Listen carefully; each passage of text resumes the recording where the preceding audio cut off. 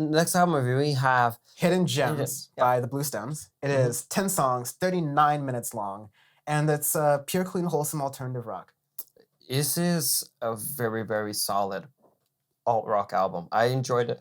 Whoa, hiccups. I enjoyed it a lot because something that, as someone who's listened to a lot of alt rock and stuff throughout the years, with artists that have come out, like example, like the Black Keys with Let's Rock that came out maybe 2 years ago now. A lot of the alt rock that's been coming out has reached like a level, and it will kind of get sustained there throughout the album.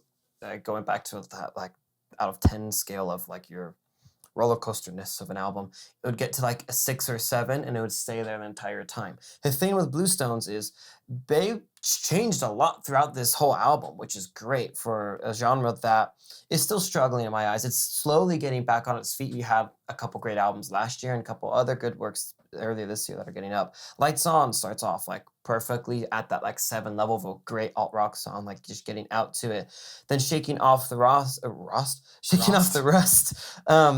is getting more into that like experimental-ish of that alt rock, where people are doing more like fuzzy basses, like doing things that like Muse tried out in 2012, but no one really caught on too much and stuff that I enjoyed. I'm brewing onto a Muse bonus episode that needs to be made soon. We do. Like, I want to talk about the second law. Everybody hates the second law. I really enjoy Including it. me, but more on that. Well, more on that in like a couple months or something like that. But anyways, and then something that was interesting to me was One by One.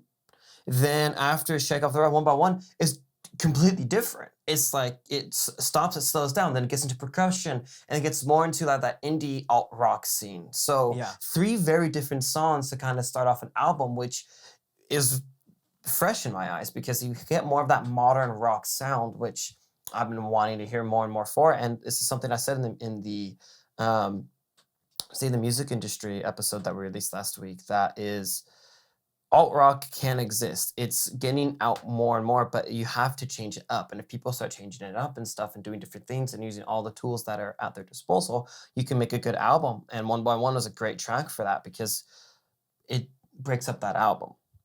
After that, you've got Careless, a couple others, which then again are slowing down a little bit and getting to more of that percussion stuff, almost like pop rockish, I'd like to say, for those, where it's a couple different sounds get in there, but it's good. Yeah, I like Careless quite a bit. It's because it's slower. You get a couple different sounds in there, like you said, and I don't. You know me, I tend not to gravitate towards slower songs, but I think it just has like a really good, almost like you mentioned, 2012, 2013's era, Black Keys-ness era to it. Like it's a smooth groove aspect to it that adds some little tinges of the was it distorted guitar, distorted bass that you're talking about. I really like that combination. Yeah, it's interesting because with the start of Lights On, I'm like, okay, let's see what happens. I like this track, but let's see if it just stays there the entire time. It definitely does it. This album has so much variety for it, and for being the length it is, it's a perfect length for it too, where everything on here flows, everything has a theme, everything has a meaning on it. You got Grim afterwards, which then gets back to like that solid alt rock sound after it's slowing down. Perfect placement of that song too. So, a great effort. Yeah.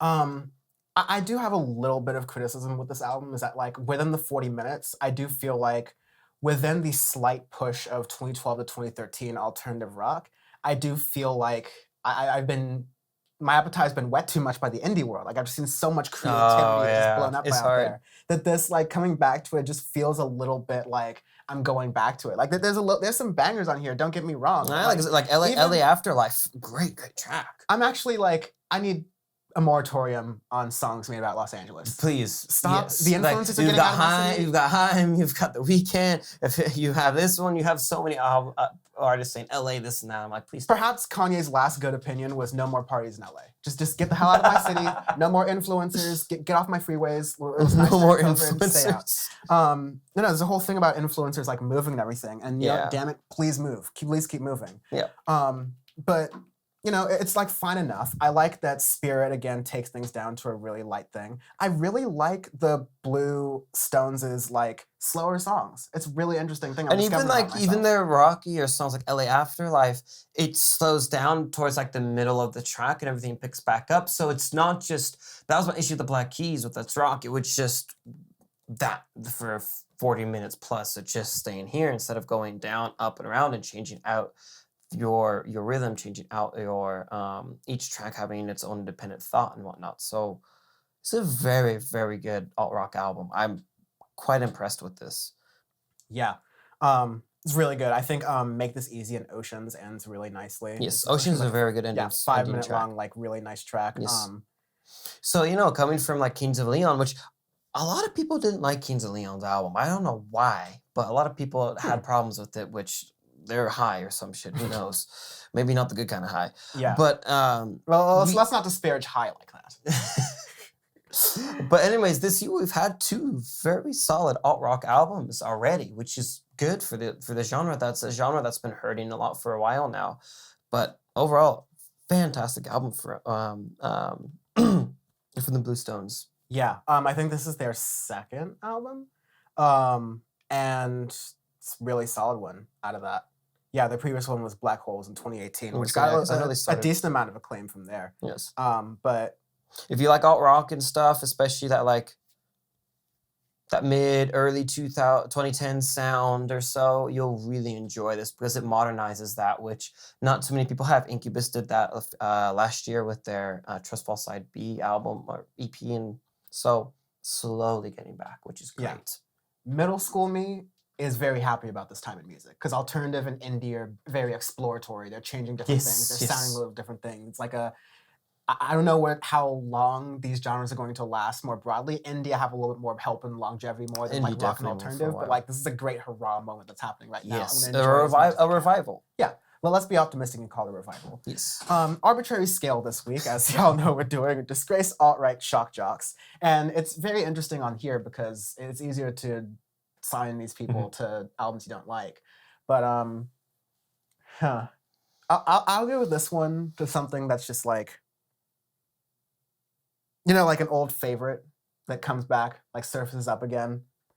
Let's go with this Dan Bongino. Dan Bongino? Because he's starting to be like, he's considered to be the heir apparent to Rush Limbaugh, but like he's very much not. Like Tucker Carlson's like, Rush Limbaugh walked so Fox News could run, and Tucker Carlson is writing Fox News. Yes.